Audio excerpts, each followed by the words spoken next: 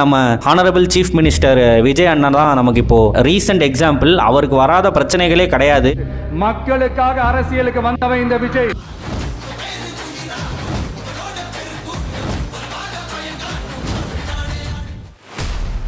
உங்களோட லவ்வை யாருமே புரிஞ்சுக்க மாட்டுறாங்க அப்படின்னு நினச்சி வருத்தப்பட்டு இருக்கீங்கன்னா வருத்தப்பட்டுக்கிட்டே போய் வேலை பாருங்கள். 10 வருஷம் பழைய பொருளுக்கு இங்கே வேல்யூ கிடையாது.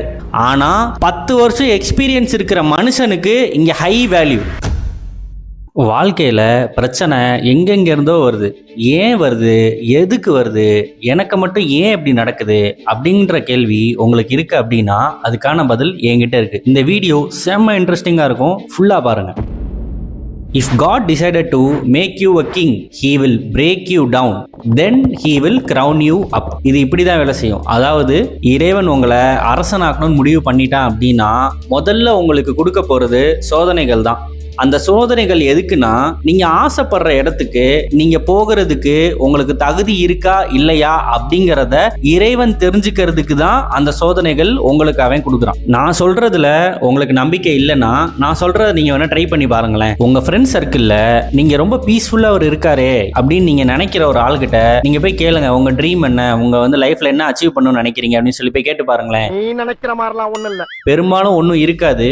அதை மீறி இருந்தாலும் இந்த உலகத்தை சுத்தி பார்க்கணும், அந்த மாதிரி சின்ன சின்ன ஆசைகள் தான் உங்களுக்கு இருக்கும். இந்த மாதிரி ஆளுங்களுக்கு கடவுள் பெரிய சோதனைகளை தரமாட்டான். சிம்பிள். நம்ம இலக்கு எவ்வளோ பெருசா இருக்கோ அவ்வளோ பெரிய பிரச்சனைகளை நம்ம சந்திச்சு தான் ஆகணும். Meanwhile, இந்த வீடியோ எடுத்துட்டு இருக்கும்போது நான் கையில வச்சிருக்கிற இந்த மைக் ஆஃப் ஆயிடுச்சு. அது தெரியாம நான் ரொம்ப நேரம் பேசிட்டு வந்திருக்கேன். நான் ரெக்கார்ட் பண்ற என்னோட போன்ல ஸ்பேஸ் ஃபுல்லாகி அதுவும் ஆஃப் ஆயிடுச்சு. அது தெரியாம ஒரு 10 நிமிஷம் ஃபுல்லா பேசிட்டு இருந்தேன். நான் வெறியாகி மன உளைச்சுக்கு ஆளாயிட்டேன். எனக்கு ரொம்ப டிசப்பாயிண்டிங்காக தான் இருந்தது. ஆனால் இந்த எமோஷன் நம்மளை ஓவர் ரைட் பண்ண நம்ம விட்டோம்னா சரி இன்னைக்கு இந்த வேலை பண்ண வேணாம், நம்ம நாளைக்கு போய் இந்த வேலையை ரிப்பீட் பண்ணிக்கலாம், கஷ்டப்பட்டு பண்ணேன், எனக்கு அப்செட்டாக இருக்குது, நானும் நாளைக்கு பண்ணுறேன் அப்படின்னு நம்ம மைண்ட் நம்மக்கிட்ட சொல்கிறத நம்ம ஓவர் ரைட் பண்ணணும். இந்த எமோஷன்ஸுக்கு நம்ம இடம் கொடுக்கறத எவ்வளோ மனசு கஷ்டமாக இருந்தாலும் அதுக்கு நம்ம இடம் கொடுக்காம இருந்தால் மட்டும்தான் நம்ம போகணும்னு நினைக்கிற இடத்துக்கு நம்மளால் போக முடியும். உங்கள் இலக்கு எவ்வளோ பெருசாக இருக்கோ அதுக்கு ஈக்குவல் லெவலுக்கான பிரச்சனைகள் உங்களை தேடி வரதான் செய்யும். அதை நம்ம சந்திச்சு தான் ஆகணும். பிரச்சனைகள் பெரும்பாலும் நம்மளோட தொழில் சார்ந்து மட்டும் இருக்காது.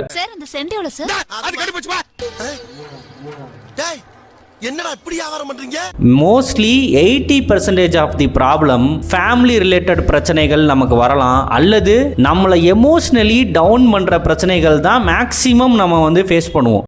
எனக்கு அதெல்லாம் தேவையில்ல. எப்போ வரீங்க, எப்போ வரீங்க, எப்போ வரீங்க? தொழில் ரீதியான பிரச்சனைகளை கூட ஃபேஸ் பண்ணிடலாம். ஆனால் நம்மளோட மென்டல் ஹெல்த்தை அஃபெக்ட் பண்ணுற ப்ராப்ளம்ஸை தான் நம்மளால் ஹேண்டில் பண்ணுறதுக்கு ரொம்ப கஷ்டமாக இருக்கும். அதை நம்ம அப்படியே வேலையில் ரிஃப்ளெக்ட் பண்ணுவோம். ஸோ இந்த மாதிரி ப்ராப்ளம்ஸ் நமக்கு ஏன் வருது அப்படின்னா இதை கடக்கும் போது தான் நம்ம மென்டலி ரொம்ப ஸ்ட்ராங் ஆகிறோம். நம்ம போகணும்னு நினைக்கிற இடத்துக்கு போகிறதுக்கு மென்டல் ஸ்ட்ரென்த் ரொம்ப இம்பார்ட்டன்ட். அதை இந்த மாதிரியான பிரச்சனைகளை கஷ்டப்பட்டு ஃபேஸ் பண்ணி தான் நம்ம ஏர்ன் பண்ண முடியும். சிம்பிள். இப்போ நீங்கள் வாழ்க்கையில் ஏதோ ஒரு பிரச்சனையை நினச்சி அழுதுகிட்டே இருக்கீங்க அப்படின்னா பரவாயில்ல, அப்படியே போய் உட்காந்து உங்க வேலையை பண்ண ஆரம்பிங்க. நீங்க இன்னைக்கு ஒரு வேலை பண்ணணும்னு டிசைட் பண்ணி வச்சிருக்கீங்க, வீட்டில் வேற ஏதோ ஒரு வேலை சொல்லி உங்களை டிஸ்ட்ராக்ட் பண்றாங்க அப்படின்னா அவங்களோட வேலையை எவ்வளவு சீக்கிரம் முடிக்க முடியுமோ முடிச்சு கொடுத்துட்டு நீங்க டிசைட் பண்ணி வச்சிருக்க இந்த வேலையை டெஃபினட்டா அன்னைக்கு செஞ்சு முடிங்க. உங்களோட லவ்வை யாருமே புரிஞ்சுக்க மாட்டுறாங்க அப்படின்னு நினைச்சு வருத்தப்பட்டு இருக்கீங்கன்னா வருத்தப்பட்டுக்கிட்டே போய் வேலை பாருங்க. நான் எல்லா ஃப்ரெண்ட்ஸுக்கும் உண்மையா தான் இருக்கேன், அவங்க எனக்கு உண்மையா இல்லை அப்படின்னு நினைச்சிட்டு இருக்கீங்க. அது சரி, எல்லாருமே நம்மள மாதிரியே இருப்பான்னு நினைக்கிறது மகா முட்டாள்தனம். நினைச்சுக்கிட்டே போய் இன்னைக்கு என்ன வேலை பண்ணணுமோ அந்த வேலையை பண்ணிருங்க. இது மட்டும்தான் கடவுளுக்கு நான் ஆசைப்படுற இடத்துக்கு போறதுக்கான எல்லா தகுதியும் எனக்கு இருக்கு அப்படின்னு காட்டுற ஒரே வழி.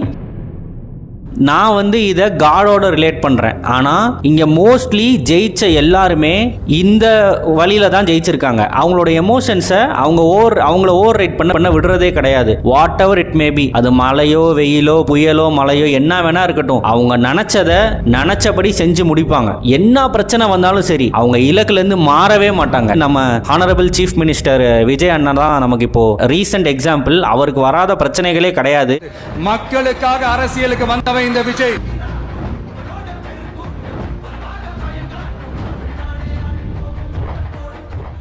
ஆனால் அவர் அந்த பிரச்சாரம் அப்போல்லாம் வந்து ஜனநாயகன் படம் லீக் ஆயிருச்சு. பட் அவர் எந்த பிரச்சாரத்திலையுமே அவர் வந்து அந்த ஜனநாயகனை பற்றி பேசவே இல்லை. லீக் ஆயிருச்சுன்றதை பற்றி அவர் பேசவே இல்லை. அவரோட ஃபோக்கஸ் வந்து ஃபுல் அண்ட் ஃபுல்லாக வந்து சிஎம் ஆகிறதுல மட்டும்தான் இருந்தது. இல்லை அவரோட பர்சனல் லைஃப்லையுமே சில ப்ராப்ளம்ஸ் வந்து அதுவுமே வந்தது. அதுக்கும் அவர் எந்த ரிப்ளையுமே கொடுக்கல. அப்புறம் அவர் வந்து ஒரு ஆக்ட்ரஸ் வச்சு பேசிட்டு இருந்தாங்க, அதுக்கு அவர் எந்த ரிப்ளையும் கொடுக்கல. ஃபுல் அண்ட் ஃபுல்லா வந்து நான் சிஎம் ஆகணும் அப்படிங்கறதுல மட்டும் தான் அவர் ஃபோக்கஸ் பண்ணிட்டே இருந்தாரு. அவர் நினைச்ச மாதிரி அந்த இலக்கை அடைஞ்சிட்டாரு.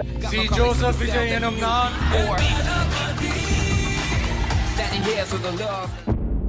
ஆனால் நம்ம நினச்சிட்டு இருக்கோம் அது அவ்வளோ ஈஸியாக வந்து அவங்களுக்கு வந்து இருந்திருக்காது. அவங்க வீட்டில் தனியாக இருக்கும் போது மென்டலி பயங்கரமாக அவங்களுக்கு ரொம்ப பெயின்ஃபுல்லாக தான் இருக்கும். ஆனால் நெக்ஸ்ட் டே அது எல்லாத்தையும் வை பண்ணிட்டு இந்த வரண்டா அப்படின்னு சொல்லி தான் அவங்க வந்து அந்த இடத்துல வந்து ஷோ அப் பண்ணுவாங்க. So this is the key, consistency is the key. Whatever maybe the environment condition, climatic condition, இது என்னவா வேணா இருக்கட்டும், தி வேர்ல்ட் டோன்ட் கேர். இந்த உலகம் அதை பற்றியெல்லாம் கவலைப்படலை. ஸோ ஜஸ்ட் ஷோ அப்.